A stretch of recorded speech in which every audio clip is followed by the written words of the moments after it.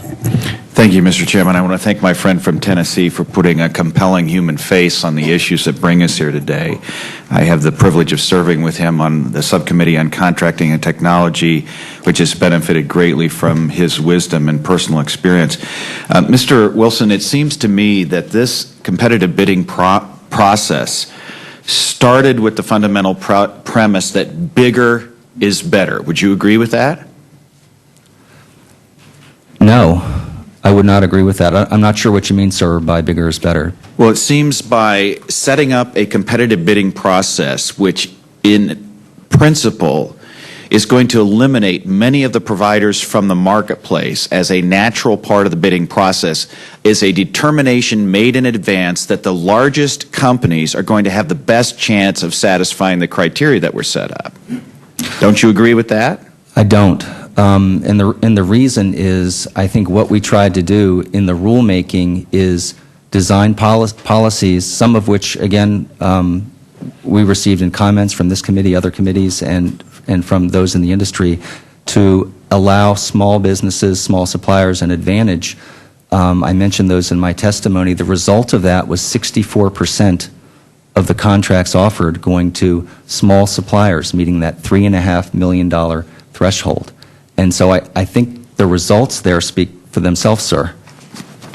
But one of the things that concerns many of us on this committee is the point that Mr. Fortenberry raised, and that is the issue of service to rural areas and the distance involved in providing quality and affordable care to patients who are in need of these products and services. We have a witness who will be testifying here later from my district. She lives in Fayette County, population 22,000.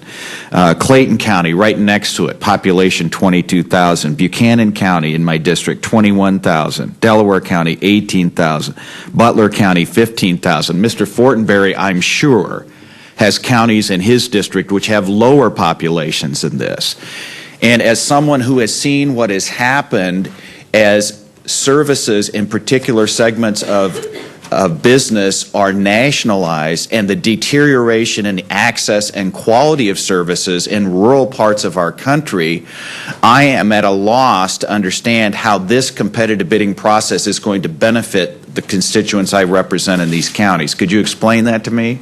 Well, I guess I'd like to answer that in a couple ways.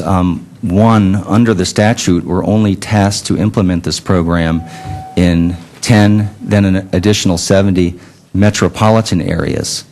And in the future, we can do other areas, but we do have authority to exclude rural areas. We're only working on the metropolitan areas right now, and we're only working on round one. In addition, the statute gave us authority to exempt low population density areas. So when we selected Riverside, for example, in California, we focused the competitive bidding on the city of Riverside and areas surrounding it and cut off half of the metropolitan area that was mostly desert and rural areas to the state. So my answer to that is that we are implementing the program, we think, consistent with the law, and have used our authority to exclude these low population density, arguably rural areas, when we can. But don't you see the challenge that's going to create for small business owners? Because in states like Iowa and Nebraska, if you're going to survive as a small business owner, you're going to have an ability to sell into both markets, those SMSAs as well as rural markets, in order to justify the cost of providing care in rural areas. When you cut out bidders from having access to an area where they have lower transportation costs and higher population densities, you're automatically imposing burdens on those small business owners that are going to make it more difficult for them to compete and obtain reimbursement under the same scheme. Do you understand that? I absolutely do, and I think we do recognize that concern, absolutely. And one of the reasons that we allowed suppliers to band together into networks was to try to overcome that concern, as well as provide other opportunities for small businesses. So again, yes, we do. And then my final question goes back to the point I made in my opening statement, and that is why it was necessary in the statute and the final rule to waive the requirements of the federal acquisition regulations and providing no administrative or judicial review of 6 specific components of this process. That seems to be fundamentally an un-American philosophy, and I would like you to explain why that's part of the bidding process. That waiver of judicial and administrative review was in the statute. We incorporated that as part of our regulations. The thing that I would say is I think it is appropriate for suppliers to have a hearing or for CMS to review an issue where they have a concern.